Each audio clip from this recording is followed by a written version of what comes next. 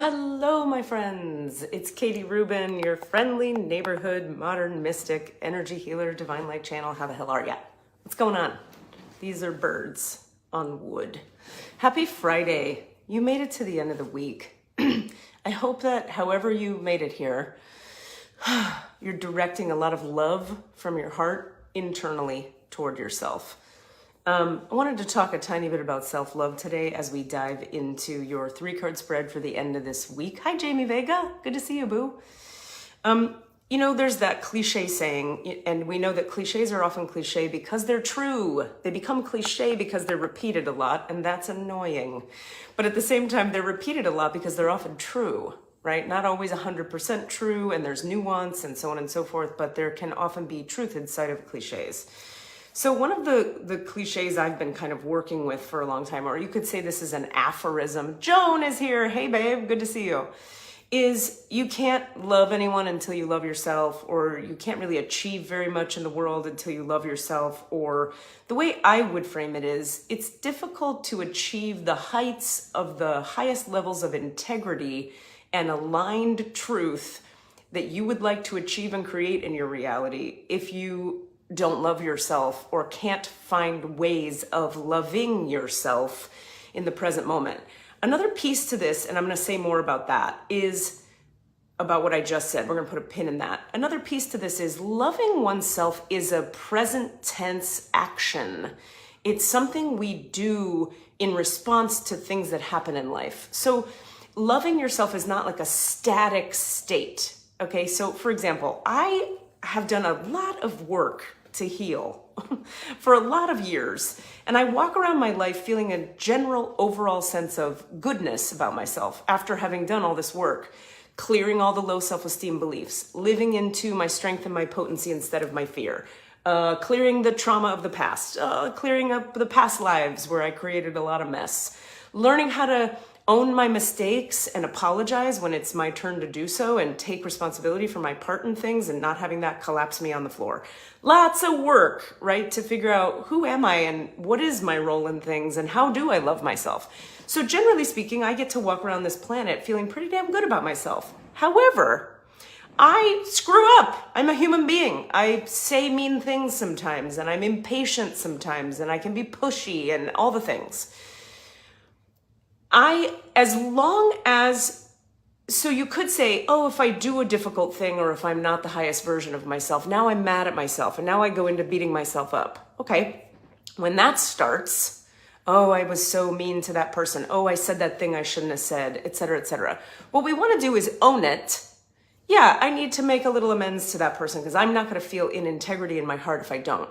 And then what we need to do is send a bunch of love to the part of ourselves that did the thing that wasn't great. And this is the part that's really counterintuitive for people, which is why I wanted to talk about it today. Self-love is a process. It's an action.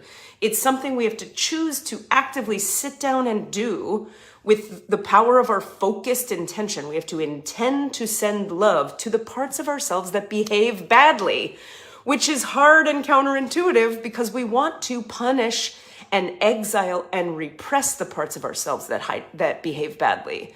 That is not the way to change a behavior. Think about a 2-year-old. If you have a 2-year-old throwing a tantrum and you yell at them, does it tend to calm them down? Not really. They may shut up out of terror, but then they're holding a resentment for you, believe it or not. 2-year-olds know what's up. But if you love the 2-year-old and pay attention to the 2-year-old and hold them and nurture them and try to help them re-regulate their emotional state, the 2-year-old will calm down. You give them a little lollipop or whatever they need, water, a nap, distraction, focus on something else. Make them feel nurtured and cared for. They usually snap out of it and then can make a better choice that you as a parent teach them how to make. This is how we have to treat our inner 2-year-olds. When you have a part of yourself that throws a tantrum in life and wants to act out at other people, that part needs love. It's just simple. It does. So my question for you today, and then we'll jump into the reading, is how can you create a practice of loving present time as a verb, like a gerund? You know what a gerund is? It's when there's an ing at the end of a verb. Loving. How can we each create a practice of loving ourselves when we behave in ways we don't maybe love? Your behavior in the moment is not who you are. Who you are is the essence of love. That's it. That's who we all are. Then, through the filter of your personality, there's your behavior, which is not always in perfect alignment with the love in our hearts. So we can correct our behavior, make amends where we need to make amends, and then turn some love back on the part of ourselves that behaved badly and tell it, I understand why you behaved badly. Now, how can we make you feel better so you don't need to behave badly again? See, there's a solution. It's one of the things that makes me feel happy in life these days is understanding that really, for real, for truths, there's a solution to everything. There's a way forward through any challenge that you're having. There's a way to freedom and liberation and feeling good about yourself in every context if you're willing to dig down and do the work. And it takes a lot of vigilance to do so. Now let's get into your 3-card spread. I've opened the Akashic records of the group of you that will see this video and benefit from it. I shuffled, I swear to God. I ask, when shall I stop? They show me when to stop. And here's the recent past card. The dry desert, which was in the coming around the corner card position on Monday. If you guys watch this, you'll remember that. So I'm actually very happy for your sake that this is in the recent past position because it means we're done with it. Something I've realized when I'm doing these readings is I'm going to start asking consciousness the question, how far in the future is the coming future card representative of in this reading? In fact, we'll do that today for this particular spread. So thankfully, excuse me, the dry desert card is in the recent past. Hooray!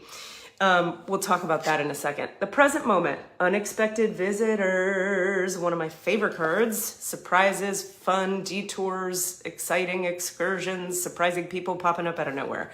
And the outcome card, hold on to your horses, the storm fields, dun, dun, dun. All right, let's talk about it. In the recent past, we have the dry desert. So this was the outcome card of the future on Monday. Dig deep. This is your recent past. For inspiration and truth, now is the time to become resilient and adaptable. Is your life presenting you with opportunities that seem to yield nothing? Have your ideas dried up? Does it feel like you're on an endless journey through a dry, hot, lifeless desert?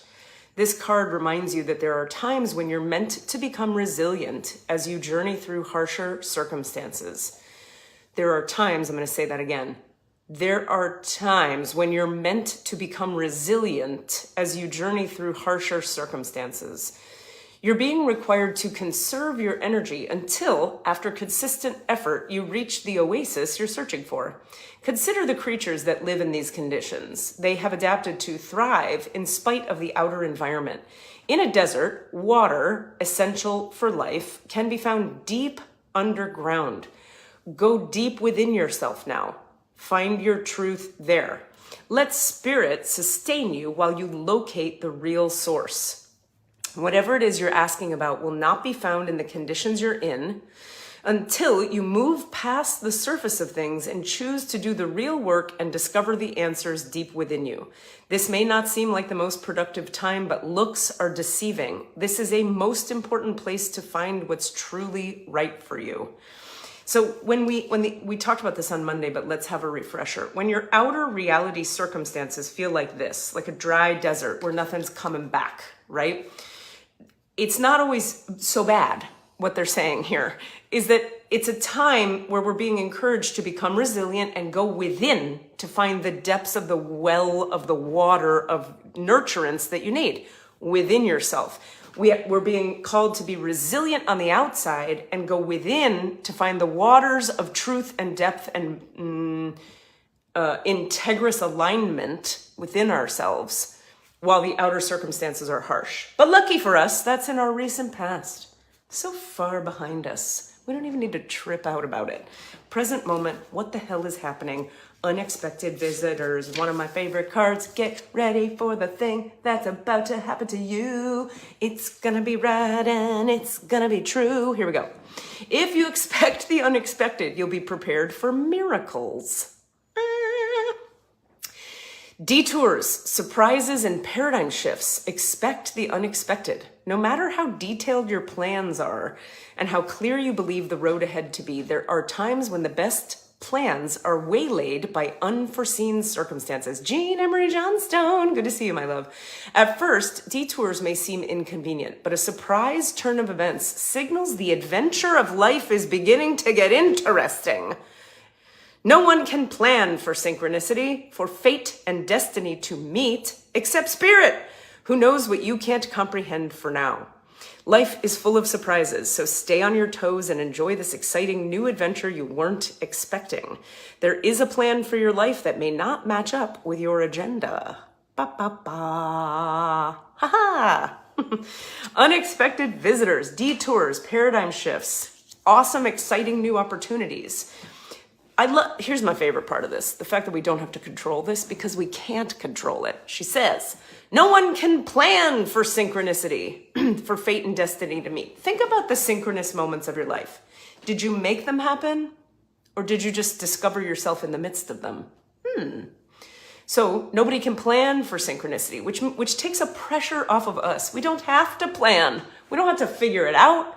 We don't have to manage it from our heads. We can just step forward into the next indicated action in our day, and then boom, detours, surprises, expansions, synchronous events. Life is full of surprises, so stay on your toes and enjoy this exciting new adventure you weren't expecting. There's a plan for your life that may not match up with your burp agenda. And what is the outcome? The storm fields. Let's read about what the hell that means. Now, I said I was going to look energetically at how far in the future is this? 1 day, 2 days, 3 days, 4 days, just 1 day? Okay, well, that's easy. We can all handle, my pleasure, Wayne, thank you. We can all handle the storm fields for 1 day, right? You like how I'm shaking that every time I put it up? Oh God, ah. Anybody can handle storm fields for a day. What are the storm fields? Let's find out. This too shall pass. One of my favorite sayings in life. Stole it from the 12-step programs, and they stole it from Christianity, I believe. An uncomfortable chaos is surrounding you. Dun, dun, dun. Things that you've left unattended may be the cause of some conflict. Pent-up energy needs release, just as a storm in nature must break. For these events occur when the electricity between opposing forces stirs things up and creates temporary disorder. I'm going to read this again. Pent-up energy needs release, just as in a fuck my face. Pent-up energy needs release, just as a storm in nature must break. For these events occur when the electricity between opposing forces stirs things up and creates temporary disorder. Not all storms, however, are destructive. Really, please hear that. Not all storms are destructive. Rather, they serve nature by bringing rain to the ground and wind to the trees, enabling seeds to be widely distributed and continuous growth to be ensured. Just remember that whatever is being stirred up inside of you or between you and another will benefit you later. The sun will shine again and new growth will be observed. Don't be afraid to shake things up a little.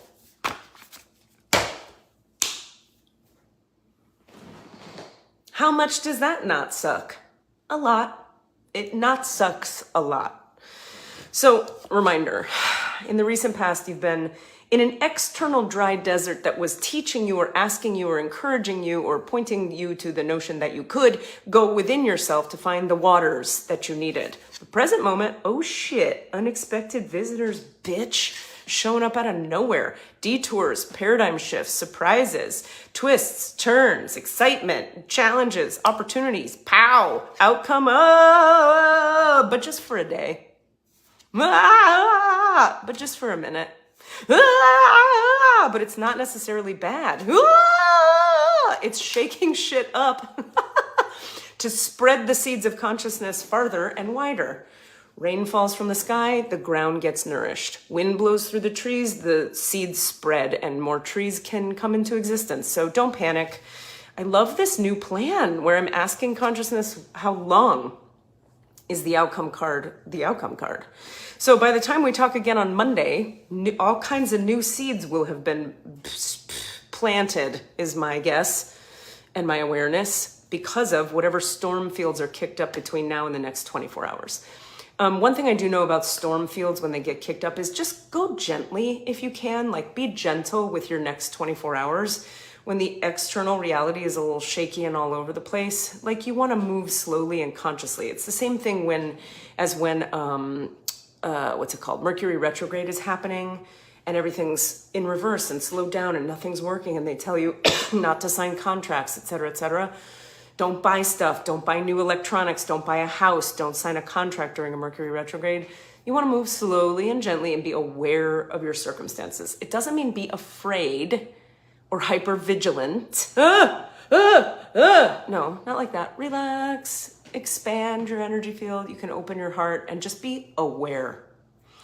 I love you guys so much. Thank you for being here. This has been your 3-card spread for the end of this week. Reminders, if you're looking for an affordable way to experience the profound energy healing I do that changes trauma, heals trauma, releases trauma through your heart, body, mind, soul, spirit across all levels of consciousness, get my subscription, friend. It's the cheapest way to do energy work with me. You just go to katierubin.com and you click on the subscription. It's $99 a month and you get 2 healings and a private reading for the small group of subscriber people. So I do a reading and then a healing, an energy healing at the beginning of the month and another one at the end of the month. We just did our end of month one a few days ago and we'll be doing our February beginning of month one next week. So hop on into that series. If you hop in now, you get the 2 healings from January sent to your email inbox. And you'll obviously get every month going forward. It's an automatic renewal subscription series. Great way to do the deep dive work affordably. Also, let's see. What do I have happening? Oh, if you're in the Northern Florida area, this Sunday, February 5th, come to Theater Jacksonville, theaterjacksonville.com, I believe, and see my storytelling show. I shouldn't even call it my storytelling show. It's a storytelling show that I'm producing and I'll be telling a story on. I have 7 amazingly talented, huge-hearted storytellers who are telling stories, true stories from their lives on the topic of epic love. I even have a very fancy somebody special coming from New York City down here to Northern Florida to tell a story. So this is some for real shit. That's this Sunday, February 5th, Theater Jacksonville, 7:30 p.m. Get your tickets on their website now. When you need a private reading or some energy healing, katierubin.com to book that for yourselves. Star Beings, my mid-level to advanced energy healing class starts again in about 2.5 weeks. So ask me about that if you're curious. OMA Pittsburgh, my affordable energy healing class, is large and in charge. We have 1 more week next week, and then we'll probably start up within the next week and a half after that. So check out omapittsburgh.org or email me or message me here with any questions you might have about that. Acting class starting at the end of February. Is that true? Yeah, here in Northern Florida as well. I'm going to have a working actors acting class. So if you are a person who acts in the Northern Florida area and you're looking to keep your chops up and you're looking for some professional feedback, join us for that. Check out katierubinonstage.com for the details there, and or go to truestorystudios.com and there'll be class info there. We will be meeting on Mondays during the day at a location that'll be listed on the websites, 11 a.m. to 1 p.m. Eastern time. If you wanted to join from afar, we can Zoom people in, so consider that as well. I love you guys. Take care of yourselves. Love. Remember, self-love to the parts of you that struggle and maybe behave in ways that you wish they wouldn't. And also consider this. How many times are the parts of you that are misbehaving because somebody outside of you is behaving crazily? And is that your fault? Is it easy to behave well when people outside of you are behaving badly at you? No. What even is the definition of how we should behave in response to people's poor behavior coming at us? These are the deep questions for us to ponder. I have much to say about it. We'll talk more about that next time. I love you guys.